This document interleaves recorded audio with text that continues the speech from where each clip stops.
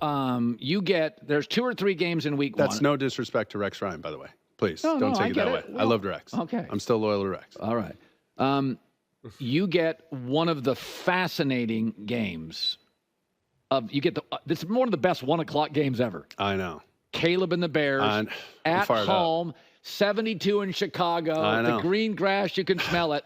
How much will you take? I mean, you'll watch every snap of the Bears.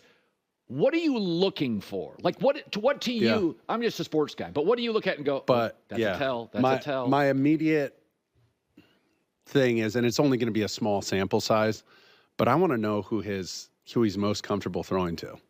You know, is it Rome? Is it Keenan Allen? Is it DJ Moore? Who becomes that, like, number one, or is it just complete John Stockton, spread it out to everybody? You know what I mean? Right. I'm excited to look for that. I'm excited to see if this defense comes back the way they finished the year, if there's any kind of setback or any kind of lull or what they're looking at. They're also going against a team in Tennessee with a completely different identity, right? They were defense with Vrabel, power, run the ball. Yeah. Henry, I mean, it was King Henry's getting the ball 50 times a game, maybe. Right. So, you know, buckle up your chin strap, make sure you got 2 mouthpieces, and go try and knock this guy down, and good luck. Yeah. It's like tackling Brandon Jacobs back in the day with the Giants. Like, good luck, dude. Right. It's going to be a 12-round slugfest. So they're probably going to win that. Well, this is a totally different team. Who's Will Levis? I've seen him play out of his shoes, and I've seen him play pretty pedestrian. So what's that guy going to do? What are they doing at receiver? You know, they've been trying to replace A.J. Brown with Treylon Burks, and I don't know if that's quite worked out yet. So who's going to be the number one there? But a ton of stuff, a ton of storylines going into that game. I'm fired up about it. That's going to be fun. Does preseason, I know they always say it's vanilla schemes. Sure. Does it, but it snaps. Oh, it's real. It's real football. It gets turned up in the regular. Okay. They're moving on, I guess, from talking about the Chicago Bears. So I think it's actually a pretty interesting question. I do like when we can sometimes I really like the more general questions of, what do you think is going to happen this season? Do you think Caleb Williams will live up to the hype or whatever? Like, those questions can definitely be fun. I really do like to pull back. And then sometimes I like to actually really kind of zero in on things that kind of seem almost, I don't want to say overlooked, but just maybe not as unpacked as deeply as other topics. And then it's fun to kind of really zero in on something that seems like it doesn't really matter that much, but it's actually a legitimate piece of the puzzle. And that's why I actually really liked Sanchez's answer there, where he's just like, you know, like, what are we looking for actually at this game, right?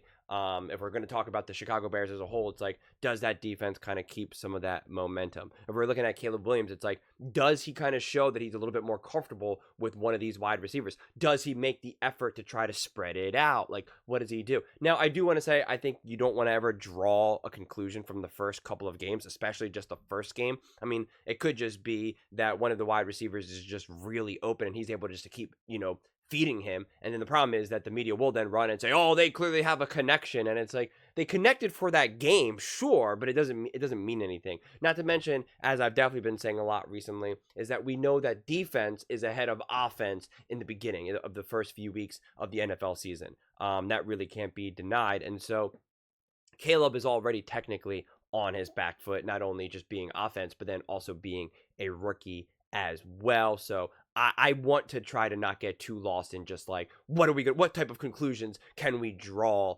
from this game? But it will be fun to watch that game and to be like, to kind of lock in on Caleb and try to pick up some of the little things, right? You know, what is he comfortable doing? What is he not so comfortable just yet? What does he rely on? Who's his security blanket? Does he have a security blanket? Does he try to push the ball down the field too much? Does he try to force the ball to other people for the sake of spreading it out, which we see a lot of sometimes younger quarterbacks do? It seems like a lot of times you have young quarterbacks go kind of one way or the other, where they try to literally spread the ball out to everyone because they don't want to play favorites, or they're just, you know, it's just easy for you to like maybe get a connection with someone and you just rely on that. We saw that famously with Carson Wentz and Zach Ertz. It was like, that's all he could throw him to, was Zach Ertz, and he set the record for, you know, most receptions from a tight end.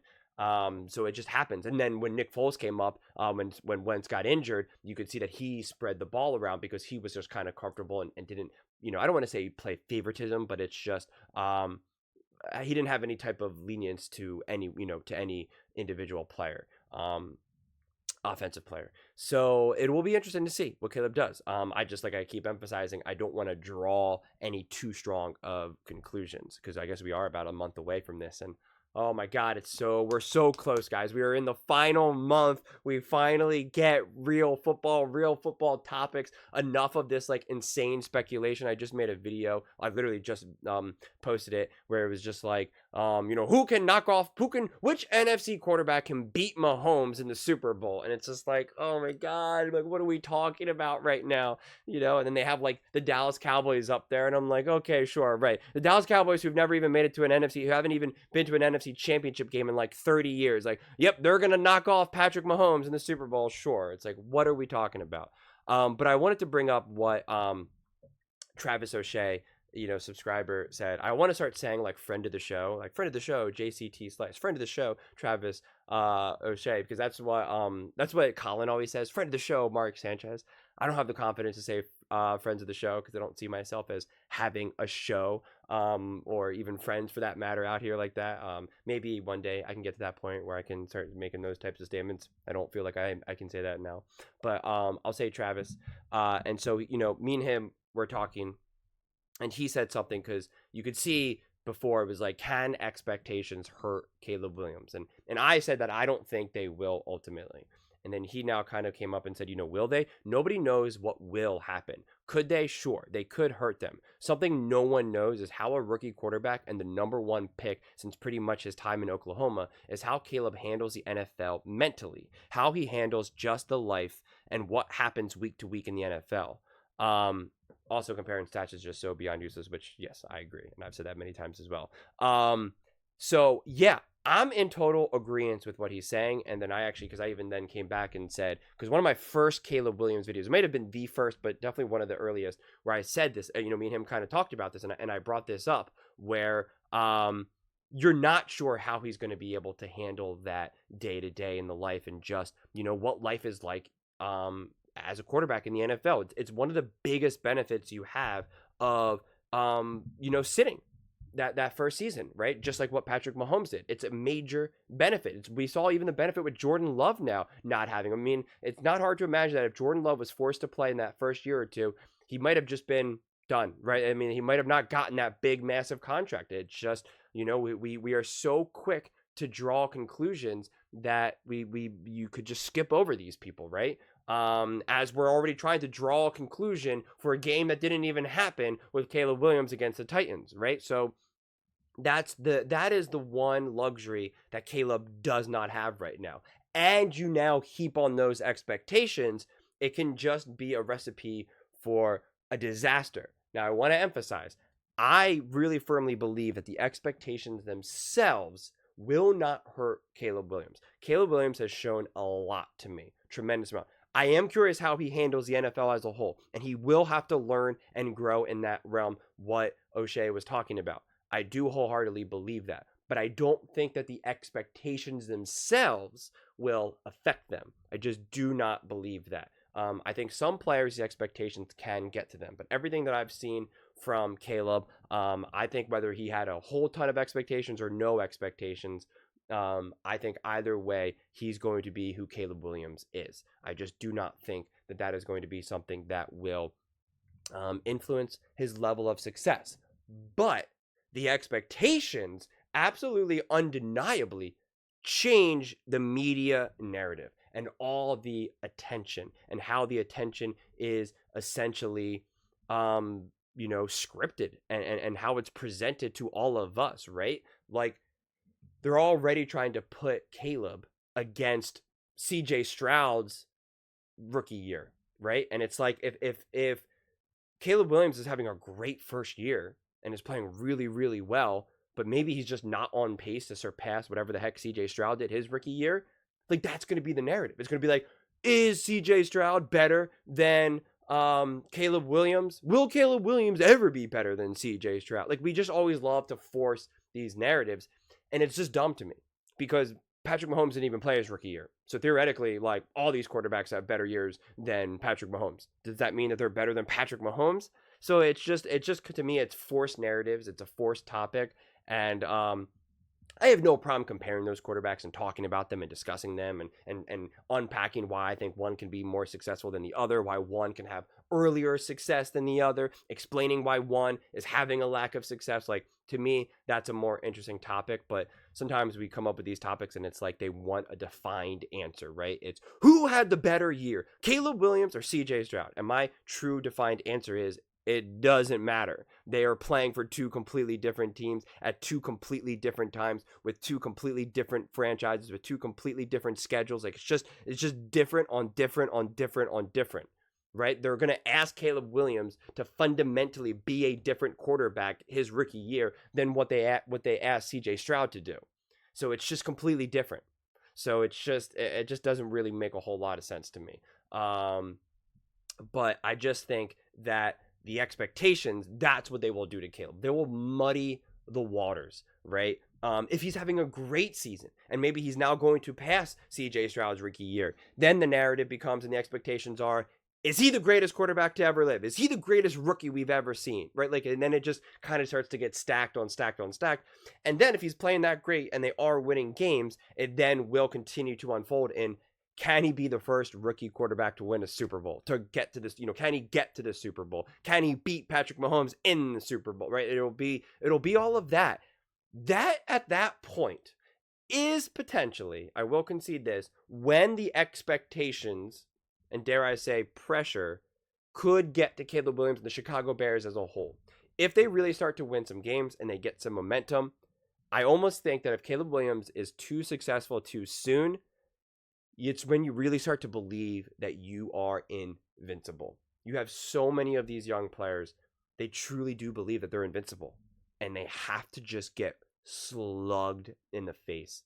They do. Patrick Mahomes did. Tom Brady did, right? Like all of the greats, LeBron James, Steph Curry, Michael Jordan, Kobe Bryant. There's not a single GOAT in the world that wasn't slugged in the face. It needs to happen, and it needs to happen not just in high school, not just in college. It needs to happen at the pro level because a lot of these guys enter these leagues thinking, no, I'm different. Yeah, I know Michael Jordan got slugged. I know LeBron got slugged. I know Mahomes got slugged. I know Tom Brady did. Not me, though. I'm different than all of them. And in a lot of ways, for them to be able to get where they've gotten to so far, they kind of needed that mentality. They kind of needed that ego. All of these players have massive egos for the most part. But as they mature, as they grow, they need to be humbled. You see LeBron, as he's won more and gotten farther in his career, he's gotten more humble. Same thing with Kobe Bryant, right? Once upon a time, Kobe Bryant said, I don't need anyone and I can win. And then as he got older, he's like, well, of course I needed Shaq. Of course I needed Powell. Like, of course I needed those things, right? And that's what maturing is. Caleb probably doesn't have that now. And that's not a knock on Caleb. I don't think Mahomes probably had that just yet, right? I mean, I think he does now. But it's just what happens when not only are you a top level quarterback and a great quarterback, but you're also being worshipped from day one. And you're an athletic freak. When you have like all of these conditions together, it really sets that up. So if he hits the ground running in the league and is balling out, I don't want to say that he's going to take things too lightly, but it's just going to be different. It's just he's going to be locked in, but he's going to be locked in because things are going well, right? I mean, we've all had those days where you're kind of just on autopilot. It could even be stretches of your life, and you just feel like things are going great. I'm just killing it at life right now.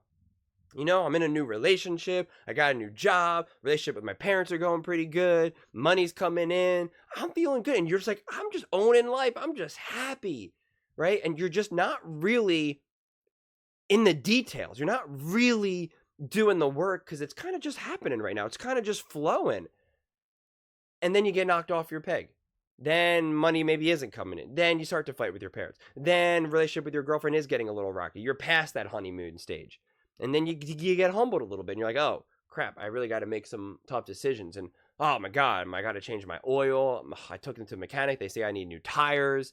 Like, then things can kind of happen. You kind of come back down to earth and you say, okay, Yeah, you start to believe that this is the way how life's just going to be. I finally solved life. I figured it out. I'm not going to have any more problems now. I'm just going to be happy. I can't believe I was ever unhappy before. I just didn't know. Now I do. Now I got it. I'm never going to fight with my girl ever again. I got it. And then you get smacked in the face. You get brought back to reality. And Caleb needs to get brought back to reality. Again, just like every other quarterback before him. And so if he's balling out, if he's playing great, those expectations, he'll start to get high on his own supply. It really will be like, you might be able to get to the Super Bowl. You might be the first rookie ever to win a Super Bowl, win an MVP, win a Super Bowl MVP. You're going to be amazing. This is unbelievable. And I just think that opens you up to just get cut, to get punched in the face at the wrong time. So it's going to be really interesting. I really think kind of like the best case scenario is for Caleb to play pretty good in those first few games, maybe not blow everyone out of the water, but just kind of like a slow ascend, right? A slow ascend and win a few games. Honestly, get rocked a few games. Get rocked at least in one game. A 3-interception game. Back to back to back, 3 and outs. A terrible fumble. Just to have him now have to look in the mirror and say, this is not as easy as I thought it was going to be. I know it was hard. I know everyone said it was hard. I know everyone said that it was going to be different. I know, and I knew that, but now I know it. He needs that. And the sooner he experiences that, then the sooner he becomes more resilient. Then the sooner then expectations really don't matter. They just really do just roll off his back. Then he can actually just be who he's meant to be. So I keep saying, I'm just really fascinated to see how it all unfolds and how his story is ultimately written. So, and apparently it's going to start against the Titans. But those are just my thoughts. I would absolutely love to hear yours. What do you guys all think? Do you think that Caleb Williams and the expectations and just, how this season unfolds will ultimately really affect him, whether or not he is successful or unsuccessful, whether the expectations kind of crush him, whether too quick of success could actually potentially hurt him or not? Let me know in the comments below. I read every single comment, so whether you agree with me or disagree with me, either way, let's get in some discussions, let's get in some fights, but ultimately, let's just have some fun. And please do consider subscribing. We are building an amazing community here, and I would absolutely love to see you part of it. I want to build something that we all genuinely feel connected to, something that we're really excited to be part of, and I think we're well on our way to doing it. And please don't forget to give this video a thumbs up, as it really does help with the visibility and the algorithm. Thank you so much, and see you next time.